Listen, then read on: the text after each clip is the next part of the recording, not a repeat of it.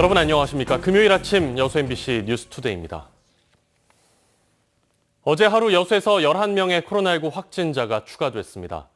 여수시는 코로나19 확진 판정을 받은 60대 여성의 딸 2명과 사위 1명, 손녀 6명 등 어제 하루 11명이 추가로 확진 판정을 받았으며 자녀들이 재학 중인 5개 중고등학교 학생 1,854명에 대해 긴급 출장 검사를 실시했습니다. 여수시는 이로써 지역 내 코로나19 확진자가 총 193명으로 늘었다며 코로나19 위기 상황 극복을 위해 오는 23일까지 전 시민 긴급 멈춤 캠페인에 적극적인 동참을 호소했습니다. 전라남도의 코로나19 백신 사전 예약률이 61.5%로 전국 평균 50.7%보다 높은 것으로 나타났습니다. 도내 아스트라제네카 접종 대상자는 만 60에서 74세, 만성 중증 호흡기 질환자, 유치원, 어린이집 교사 등 38만 3천여 명이고 지난 13일 이후부터 예약을 시작한 60에서 64세 대상자의 예약률이 48.4%로 가장 낮았습니다. 두꺼비는 광양의 기후변화 생물 지표종인데요. 이 두꺼비 서식지에 대한 보다 체계적인 보전 대책이 필요해 보입니다. 두꺼비의 산란지와 서식지를 연결하는 생태 터널 등이 조성됐지만 해마다 로드킬이 반복되고 있기 때문입니다. 김주희 기자입니다. 광양시 진상면의 한 저수지입니다. 새끼 두꺼비들이 떼를 지어 인근 수로를 거쳐 야산으로 옮겨가고 있습니다.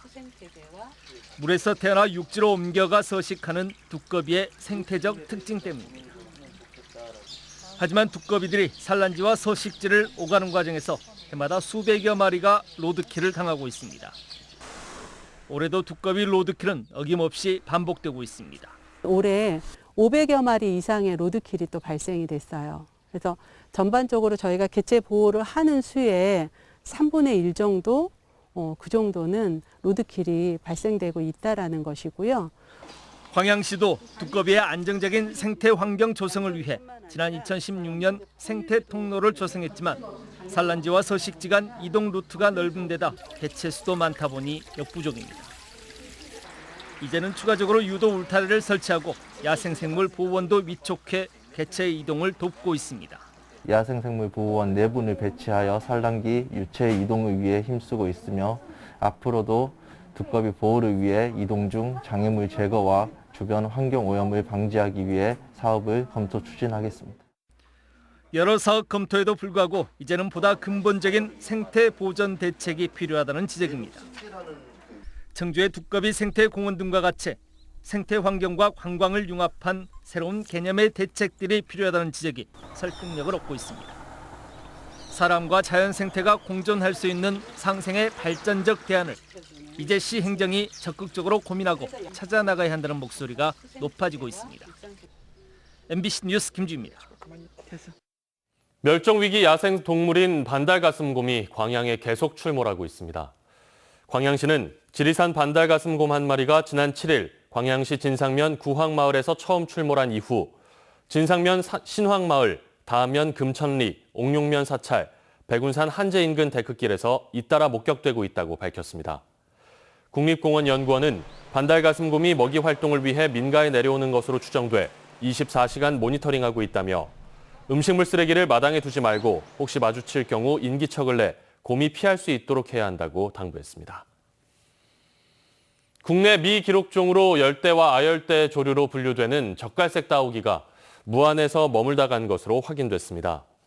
김수원 사진작가가 지난달 25일부터 27일까지 무안 회산 백년지 일대에서 촬영한 젓갈색 따오기는 한 마리로 먹이 활동 등 다양한 모습이 카메라에 담겼습니다. 김 작가가 촬영한 젓갈색 따오기는 무안에 이어 지난 8일과 9일 울산에서도 포착됐습니다. 1980년 5월 당시 광주 시민들이 혹독한 고문을 당했던 곳이 5.18 역사공원으로 재탄생했습니다. 하지만 부대 건물 원형을 그대로 보존한다는 기본 계획에는 차질이 빚어지고 있습니다. 보도에 이다현 기자입니다. 5.18 민주화운동 사적지 제26호로 지정된 옛 505 보안부대입니다. 1980년 당시 지역 인사와 학생운동가, 시민 등 민주화운동에 참여했던 사람들이 끌려와 참혹한 고문을 당했던 곳입니다. 밤 12시에 이렇게 끌려와가지고 지하실 갑방에 이렇게 갇혔기 때문에 뭐 주위를 돌아볼 여지도 없었고, 그리고 공포라는 것은 지하실 공포라는 게 또 있잖아요. 음습하고 무섭고 이제 고문이 시작되겠구나 하는 그런 공포를 느꼈는데 원형 복원 사업을 추진한 광주시는 3만 6천 제곱미터 부지에 5.18 민주화운동 과정을 정리한 역사 배움터와 시민을 위한 산책로, 주차장을 지었습니다. 민주화운동에 참여했던 사람들을 연행하고 고문했던 옛 505 보안부대 건물입니다. 이곳 건물 주변으로 5.18 역사공원이 만들어져 시민들에게 개방됩니다. 하지만 정작 본관과 면회실 등 건물 4개 동을 원형 그대로 복원하겠다는 계획은 차질이 빚어지고 있습니다.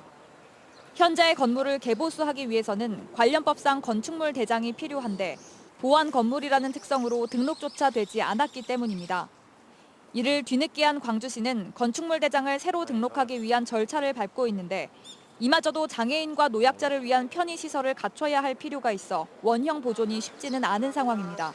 루프도 좀 안 만들 수도 있고 또 엘리베이터 같은 엘리베이터 그런 것도 좀 안 만들 수도 있고 아무튼 저희들이 원형복원 사업을 하는데 굉장히 유리한 조건이 돼서 이제 저희들이 그 시 등록문화재로 신청을 하게 된 겁니다. 원형 복원이 추진되고 있는 국군 광주병원 등 군과 관련된 다른 5.18 사적지도 같은 이유로 절차상 차질이 빚어질 상황입니다. MBC 뉴스 이다현입니다. 광양보건대, 고구려대, 한려대학교가 정부로부터 재정지원 제한대학으로 지정돼 국가장학금과 학자금 대출 등이 제한됩니다. 교육부가 어제 발표한 재정지원 제한대학 18곳 가운데 지역에서는 고구려대와 광양보건대, 한려대학교 등 3개 대학이 포함됐습니다. 이들 3개 대학들은 정부의 재정지원 사업 신청과 지원이 제한되고 재학생들의 국가장학금과 학자금 대출도 제한됩니다.